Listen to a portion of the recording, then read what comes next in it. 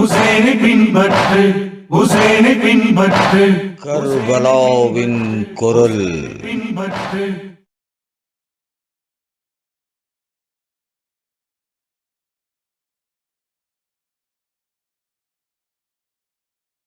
எல்லா புகழும் இறைவனுக்கே. அஸ்ஸலாமு அலைக்கும். முஸ்லீம் வரலாற்றில் மறைக்கப்பட்ட கர்பலா என்கிற நிகழ்ச்சியின் வாயிலாக கர்பலாவினுடைய களத்தில் நடந்த அந்த நிகழ்வுகளை பாகங்களாக நம்ம பார்த்துக்கிட்டோம். முதல் பாகத்தினுடைய தொடர்ச்சியாக இன்றைக்கு இரண்டாவது பாகம். இப்போ முதல் பாகத்தில் நம்ம என்ன பார்த்தோம் அப்படின்னு சொன்னால், இமாம் ஹுசைன் அவர்களுக்கு கூஃபா மக்கள் கடிதம் எழுதுகிறாங்க. குழுக்களாக இமாம் ஹுசைன் அவர்களை சந்திக்கிறாங்க. அந்த அந்த சந்திப்பின் பேரில் இமாம் ஹுசைன் அவர்கள் மனம் இலகி அவங்களுக்காக குரல் கொடுக்கணும் அப்படிங்கிற ஒரு முடிவோடு இருக்கும்போது, யசீதினுடைய அறிவுரையின்படி அந்த மதீனாவினுடைய கவர்னர் வலீத் பின் அத்பா அவர்கள் இமாம் ஹுசைன் அவர்களிடத்தில் பேசுகிறார். ஆசை வார்த்தைகளோடு பேசுகிறார். உங்களுக்கு கவர்னர் பதவியை வாங்கி தரேன், நிறைய வாக்குறுதிகளை கொடுக்குறார். நீங்கள் மட்டும் யசீதை கலீஃபாவாக ஏற்றுக்கிட்டீங்க அப்படின்னு சொன்னால் உங்களுக்கு கவர்னர் பதவியை யசீத் கிட்ட இருந்து வாங்கி தரேன். அழகாக பேசுகிறார். தேன் தடவிய வார்த்தைகளோடு பேசி இமாம் ஹுசைன் அவர்களுடைய மனசை மாற்ற பார்க்குறார். ஆனால் அதற்கு அவர் சரிப்பட்டு வரலை அப்படின்ன உடனே இமாம் ஹுசைன் அவர்களை வலீத் பின் அத்பா அந்த கவர்னர் மிரட்ட ஆரம்பிக்கிறார். அதுக்கு பின்னாடி என்ன ஆகுது அப்படின்னு சொன்னால், இமாம் ஹுசைன் அவர்கள் அவருடைய குடும்பத்தோரோடு கிட்டத்தட்ட ஒரு 72 பேர் மதீனாவிலிருந்து புறப்படுறாங்க. பிரியா விடை கொடுக்குறாங்க மதீனாவிற்கு. ஏன்னா மதீனா அப்படிங்கிறது அவருடைய ஊர் இல்லையா. அன்னை பாத்திமா நாயகத்தினுடைய கல்லறை அங்கே தான் இருக்குது. நம் பெருமானார் ரசூல் ஸல்லல்லாஹு அலைஹி வஸல்லம் அவர்களுடைய கல்லறை அங்கே தான் இருக்குது. அதையெல்லாம் விட்டுட்டு, அந்த இடத்த விட்டுட்டு மக்களுக்காக குரல் கொடுக்கணும், ஆட்சியை பிடிக்க போகலை, மக்களுக்காக குரல் கொடுக்கணும் அப்படிங்கிறதுக்காக ஒரு 72 பேர் அங்கேருந்து கிளம்புறாங்க. எந்த நம்பிக்கையில் அங்கேருந்து கிளம்புறாங்க?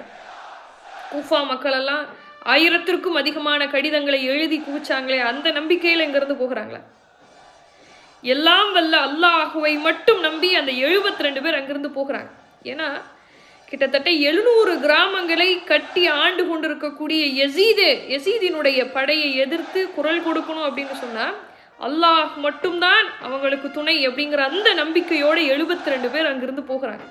இப்போ இமாம் ஹுசைன் அவர்கள் மக்காவிற்கு போன உடனே அங்கே ஹஜ் பண்ணணும் அப்படின்னு நினைக்கிறார்.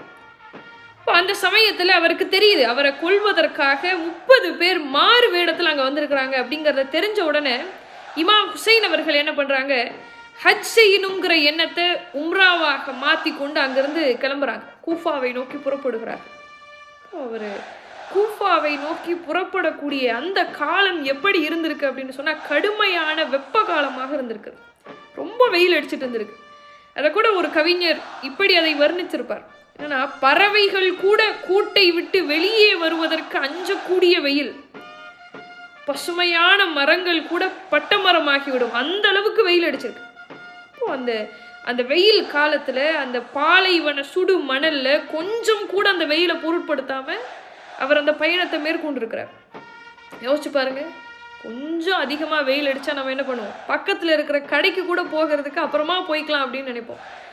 ஆனால் மக்களுக்காக குரல் கொடுக்கணும் அப்படிங்கிறதுக்காக அந்த வெயிலெல்லாம் கூட பொருட்படுத்தாமல் அவங்க கூஃபாவை நோக்கி போயிருக்காங்க.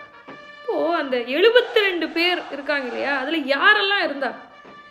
இமாம் ஹுசைன் அவர்களுக்கு வயது 57. அவருடைய தம்பி அப்பாஸ் அவர்களுக்கு வயது 35. இப்போது அந்த படையில் 6 மாத குழந்தை இருந்திருக்கிறது.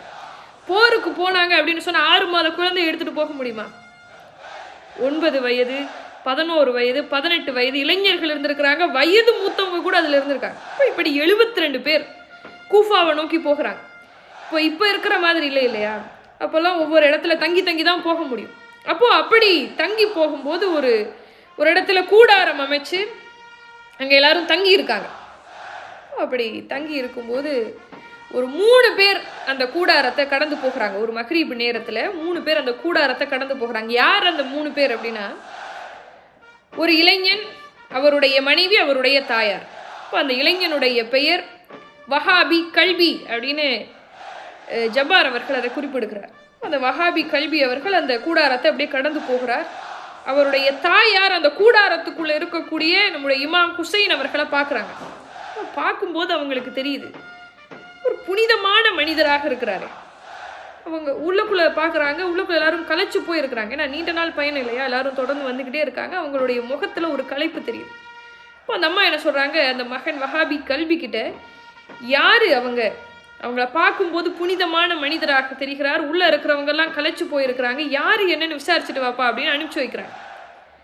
இப்போ அந்த இளைஞர் இமாம் ஹுசைன் அவர்களிடத்திலே கேட்குறார், யார் நீங்கள், எதற்காக இங்கே தங்கியிருக்கீங்க அப்படின்னு கேட்கும்போது இமாம் ஹுசைன் அவர்கள் நடந்த எல்லா விஷயத்தையும் சொல்கிறார். எதற்காக அவர் இங்கே வந்திருக்கிறாருங்கிற முதற்கொண்டு எல்லாத்தையும் சொல்கிறார். கொதித்தெழுந்த மனநிலையோடு எல்லாவற்றையும் கேட்டுட்டு தன்னுடைய தாயார்கிட்ட சொல்கிறாங்க அந்த இளைஞர். அதை கேட்டு அவருடைய தாயாரும் அவருடைய மனைவியும் கண்ணீர் வடிக்கிறாங்க. இவ்வளவு அராஜகங்களா?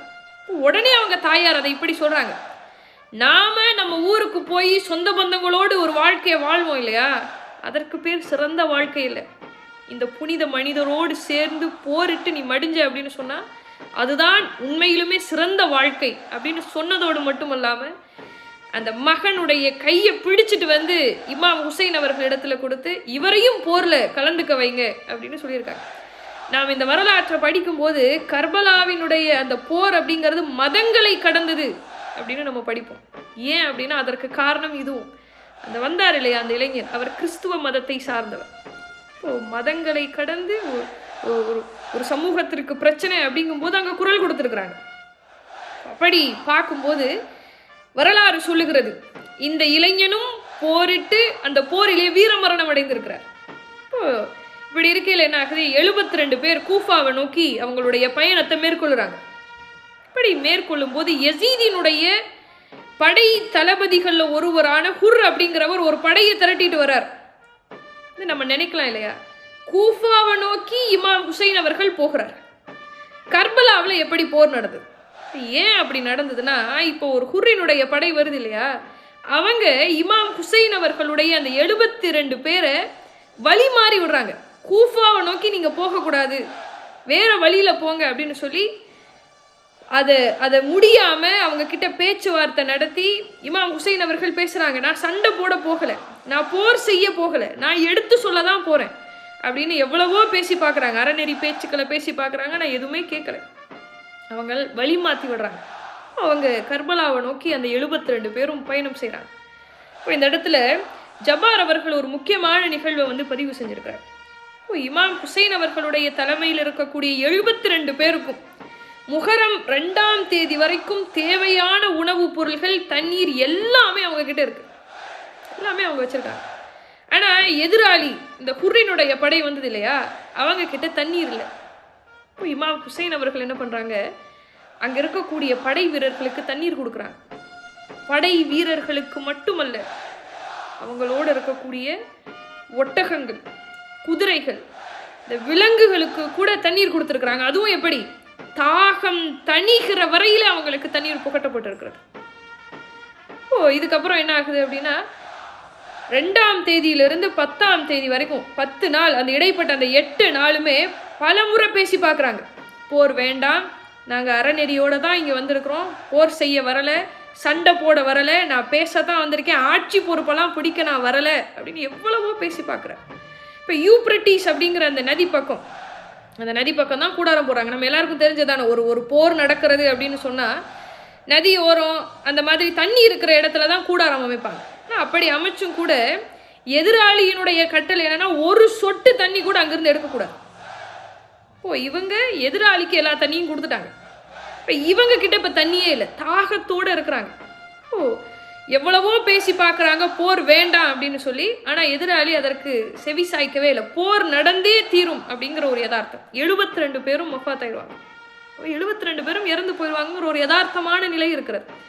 அப்போ இமாம் ஹுசைன் அவர்கள் என்ன பண்ணுறாங்க, எதிராளி கிட்ட கேட்குறாங்க. முஹர்ரம் 9 பிறை 9 அப்போ எதிராளி கிட்ட ஒரு வேண்டுகோள் கேட்குறாங்க, இன்னைக்கு ஒரு நாள் மட்டும், இன்று ஒரு நாள் மட்டும் எந்த வகையிலும் எங்களுக்கு தொல்லை கொடுக்காதீங்க, நாங்கள் எல்லோரும் இறைவனை புகழ்ந்து இன்னைக்கு முழுவதும் நாங்கள் திக்ரு செய்ய போகிறோம், இன்னைக்கு ரசூல் ஸல்லல்லாஹு அலைஹி வஸல்லம் அவர்கள் மீது நாங்கள் ஸலவாத் ஓத போகிறோம், தயவு செய்து இன்னைக்கு ஒரு நாள் மட்டும் எங்களுக்கு எந்த இடைஞ்சலும் கொடுக்காதீங்க அப்படின்னு ஒரு வேண்டுகோளாக கேட்குறாங்க. ஒரு மனதாக அந்த வேண்டுகோள் ஏற்றுக்கொள்ளப்படுகிறது. விடிய விடிய ஒரு நொடி கூட வீணாக்காம எல்லோரும் இறைவனுடைய புகழ பாடுறாங்க, எல்லோரும் திக்ரு செய்றாங்க, எல்லாரும் ரசூல் ஸல்லல்லாஹு அலைஹி வஸல்லம் அவர்கள் மீது ஸலவாத் ஓதுறாங்க. இப்போ அப்படி இருக்கக்கூடிய அந்த சமயத்தில் என்ன ஆகுது, இமாம் ஹுசைன் அவர்கள் ஒரு அறிவிப்பை வெளியிடுகிறார். அவர் முன்னாடி இருக்காரு, பின்னாடி இருக்கக்கூடிய 72 பேர்கிட்ட இப்படி பேசுறார். இப்போ இந்த இடத்துல இருந்து தப்பித்து போகணும்னு யாராவது நினைத்தால் தாராளமா இங்கிருந்து போகலாம். நான் எதுவுமே சொல்ல மாட்டேன், நான் கோபப்பட மாட்டேன், அவங்க மீது நான் வருத்தப்பட மாட்டேன். தாராளமா இங்கிருந்து அவங்க போகலாம். ஒருவேளை இறைவன் மறுமை நாள்ல என்னிடத்துல இதை பற்றின விசாரணையில என்கிட்ட கேட்கும் போது கூட என்னுடைய அனுமதியின் பேர்ல தான் அவங்க இங்கிருந்து போனாங்க, அவர்களையும் உன்னுடைய நல்லடியார்கள் கூட்டத்திலே ஏற்றுக்கொள் இறைவா அப்படிங்கிற துவாவை, அப்படிங்கிற வேண்டுகோளை நான் இறைவன் கிட்ட சொல்லுவேன். தாராளமா இங்கிருந்து நீங்க தப்பிச்சு போகலாம், இங்கிருந்து நீங்க கிளம்பலாம்.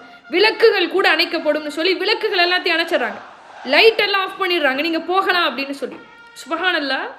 அந்த அறிவித்த பிறகும் கூட 72 பேரிலிருந்து ஒருவர் கூட அங்கிருந்து எழுந்து போகல. இந்த உடலை விட்டு உயிர் போனாலும் சரி, உங்களை விட்டு ஒருபோதும் நாங்கள் போக மாட்டோம் அப்படின்னு சொல்லி அந்த இடத்துல உட்கார்ந்துருக்காங்க.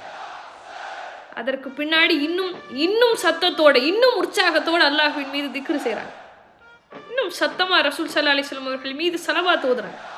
அந்த நேரத்துல ஒரு பெண்ணினுடைய குரல் கேட்கிறது. யார் அப்படின்னா பிபி ஜைனப் அவர்கள். வரலாற்றிலே நிறைய இடங்கள்ல நாம் அவர்களை பத்தி நம்ம படிச்சிருப்போம். அவங்களுக்கு 2 மகன்கள் இருக்காங்க. 9 வயது 13 வயது, சின்ன பசங்க தான். அந்த 13 வயது மகனுடைய பெயர் என்னன்னா முகமது, 9 வயது மகனுடைய பெயர் அவுன். தன்னோட குழந்தைகள் கிட்ட பிபி ஜைனப் அவர்கள் பேசுறாங்க. கர்பலாவினுடைய அந்த நேரத்துல என்ன ஆகும் அப்படின்னு கேட்கும்போது அந்த குழந்தைகள்லாம் சொல்றாங்க, ஆடு குர்பானி ஆகும், ஆடுகள் வெட்டப்படும் அப்படின்னு சொல்றாங்க. இப்போ பிபி ஜைனப் அவர்கள் தன்னுடைய குழந்தைகளை பார்த்து இப்படி சொல்றாங்க, நாளைக்கு நீங்கள் பலியாக போகிறீர்கள். குழந்தைகள் என்ன சொல்றாங்க, ஆடுகள் பலியாகும் அம்மா அப்படின்னு சொல்றாங்க. இப்போ பிபி ஜைனப் அவர்கள் குழந்தைகளை பார்த்து என்ன சொல்றாங்க, நீங்க நாளைக்கு பலியாக போறீங்க, ஆடுகள் தானாக வந்து பலியாகாது, ஆனா நீங்க தானாக போய் பலியாக போகிறீர்கள் அப்படின்னு சொன்ன உடனே அந்த குழந்தைகளை பாருங்க, உடனே வேகமா போய் அவங்களுடைய வளர்த்திக்கு தகுந்த மாதிரி ஒரு கத்தியை எடுத்துட்டு வந்து, உயிரை பத்திலாம் எங்களுக்கு கவலை இல்லைம்மா, நாங்களும் போரிட்டு நாங்களும் குரல் கொடுப்போம் அப்படின்னு சொன்னாங்க. அந்த தாய் ஒரு தாயாக கண்ணீர் மல்க அந்த குழந்தைகளை ஆவேசமாக கட்டி அணைச்சிருக்காங்க. வரலாற்றிலே அந்த குழந்தைகளும் போரிட்டு மடியப்பட்டிருக்கிற வரலாறை நம்ம பார்க்குறோம். ஜப்பார் அவர்கள் அதை எழுதியிருக்கிறார். இப்போ நம்ம ஆரம்பத்திலேயே நம்ம சொன்ன மாதிரி கர்பலாவினுடைய போர் அப்படிங்கிறது கல்லெஞ்சக்காரர்களை கூட கரைய வைக்கக்கூடிய, பாறைகள் இருந்து கூட கண்ணீர் வந்துடும், அந்த அளவுக்கு கொடுமையான விஷயங்கள். ஒரு சின்ன குழந்தைன்னு கூட பார்க்காம அவர்கள் அந்த போரில் கொல்லப்பட்டிருக்கிறாங்க இல்லையா. அதை தொடர்ந்து என்ன நடக்குது அப்படின்னா, இங்க ஒரு முக்கியமான நிகழ்வு நடக்குது. இப்போ ஒரு படையை திரட்டிட்டு வந்தார் இல்லையா ஹுர், யசீதினுடைய படை தளபதிகளில் ஒருவரான ஹுர் படையை திரட்டிட்டு வழியெல்லாம் மாத்தி விட்டு வந்த இப்ப அவர் என்ன பண்றாரு, அவரும் அவருடைய மகனும் அவரோட ஒரு அடிமை 3 பேரும் இமாம் ஹுசைன் அவர்களுடைய கையை பிடிக்கிறாங்க. பிடிச்சுக்கிட்டு சொல்றாங்க, எங்களையும் உங்களோட சேர்த்துக்கங்க, நாங்களும் இந்த நல்லடியார்களோடு வந்துடுறோம். இப்ப எதனால அப்படின்னா 10 நாட்கள், இந்த 10 நாட்கள் அவருடைய நடவடிக்கைகள் அவர் கவனிச்சிருக்கார். பகைவர்கள் எதிராளிகள்னு கூட பார்க்காம நாங்க இவ்வளவு உங்களுக்கு தொந்தரவு பண்ணியும் கூட, உங்களை எவ்வளவோ நாங்க டார்ச்சர் பண்ணியும் கூட உங்ககிட்ட இருக்கக்கூடிய தண்ணீரை எங்களுக்கு கொடுத்தீங்க. நாங்க அந்த நதியிலிருந்து ஒரு சொட்டு கூட தண்ணீர் இருக்கக்கூடாதுன்னு சொன்னோம். ஆனாலும் உங்ககிட்ட இருக்கக்கூடிய தண்ணீர் எல்லாம் எங்களுடைய சிற்பாய்களுக்கும் எங்ககிட்ட இருக்கக்கூடிய விலங்குகளுக்கும் குதிரைகள் ஒட்டகங்களுக்கெல்லாம் நீங்க தண்ணீர், அதுவும் தாகம் தணிக்கிற வரைக்கும் தண்ணீர் கொடுத்து இப்போ நீங்க தாகத்தோட இருக்கீங்க. இந்த 10 நாட்கள் உங்களோடு இருக்கக்கூடிய அந்த மக்களை நாங்க பார்த்தோம். அந்த 72 பேரினுடைய நடவடிக்கைகளை நான் பார்த்தேன். உங்களுடைய கோபம் நியாயமானதுன்னு எனக்கு பட்டுச்சு. நானும் இந்த நல்லடியார்களோடு சேர்ந்து குரல் கொடுக்கணுங்கிற முடிவுக்கு வந்துட்டேன். அதுவும் போர் அப்படின்னு ஒன்று நடந்ததுன்னு சொன்னா நான் தான் முதல்ல இறங்கி உங்களுக்காக குரல் கொடுப்பேன், நான் தான் முதல்ல போர்ல கலந்து எதிராளிகளை வீழ்த்துவேன், அதுக்கு நீங்க எனக்கு அனுமதி கொடுக்கணும் அப்படின்னு இமாம் ஹுசைன் அவர்கள் கிட்ட பேசுறாரு. இமாம் ஹுசைன் அவர்கள் அதை மறுக்கிறாங்க. இல்ல, நான் போர் செய்யவே வரல, அப்படியே போர்னு ஒன்று நடந்தாலும் நீங்க என்னுடைய விருந்தாளி, நான் அதற்கு அனுமதிக்க மாட்டேன்னு சொல்றாரு. இருந்தாலும் பிடிவாதமாக சொல்லுகிறார், நான் தான் போர் செய்வேன், நான் தான் முதல் பிரதிநிதியாக உங்க பக்கத்துல இருந்து முதல் பிரதிநிதியாக நான் தான் போவேன் அப்படின்னு ஹுர் அவர்கள் சொல்லுகிறார். இப்ப யசீத் எதற்காக இமாம் ஹுசைன் அவர்களை வழிக்கு கொண்டு வரணும்னு நினைச்சாரு? ஏன் அப்படின்னா, ஒரு எதிராளி கூட இவருடைய நடவடிக்கைகளை பார்த்து, இவருடைய பேச்சை பார்த்து இவரோடு இணைந்து கொள்கிறார். இவர் கூஃபாவிற்கு வந்துட்டு இருந்தார் இல்லையா, அப்ப எக்கச்சக்கமான மக்கள் இவரோட சேர்ந்துருக்கிறாங்க. நாங்களும் உங்களோட வரோம்னு ஆயிரக்கணக்கான மக்கள் இவரோட சேர்ந்துக்கிட்டே இருந்திருக்காங்க. இப்ப இமாம் ஹுசைன் அவர்கள் என்ன சொல்றாங்க, எதற்காக என்னோட சேர்றீங்க? நான் போர் செய்ய போகல, நான் போகிறது போருக்காக இல்ல, ஆட்சியை பிடிக்கிறதுக்காக இல்ல, நான் அரசனாகணுங்கிற எண்ணத்தோட நான் போகல. அங்க ஒரு நல்ல ஆட்சியை அமைச்சு வச்சுட்டு ஒரு அதிகாரியை அங்க பொறுப்புல உட்கார வச்சுட்டு நான் வந்துடுவேன், என்னோட வராதிங்க அப்படின்னு இமாம் ஹுசைன் அவர்கள் சொல்லி இருக்கிறார். இப்போ இந்த ஹுர் அவர்கள் இப்போ இமாம் ஹுசைன் அவர்களுடைய படையில சேர்ந்துட்டாரு. வரலாறு சொல்லுகிறது, இமாம் ஹுசைன் அவர்களுடைய படையின் சார்பாக போய் ஹுர் அவர்கள் எதிராளிகளை வீழ்த்தி பல பேரை கொண்டுட்டு அவரும் ஷஹீதாகி இருக்கிறார் என்கிற வரலாறு இருக்கிறார். இப்போ இதனுடைய தொடர்ச்சியாக யாரெல்லாம் இன்னும் இந்த கர்பலாவினுடைய போர்ல ஷஹீதானாங்க, அதற்கு அடுத்து என்னெல்லாம் நடந்தது அப்படிங்கிறத வரும் பாகத்துல பார்ப்போம் இன்ஷா அல்லாஹ். அஸ்ஸலாமு அலைக்கும். ஹுசைனை பின்பற்று, ஹுசைனை பின்பற்று, கர்பலாவின் குரல் பின்பற்று.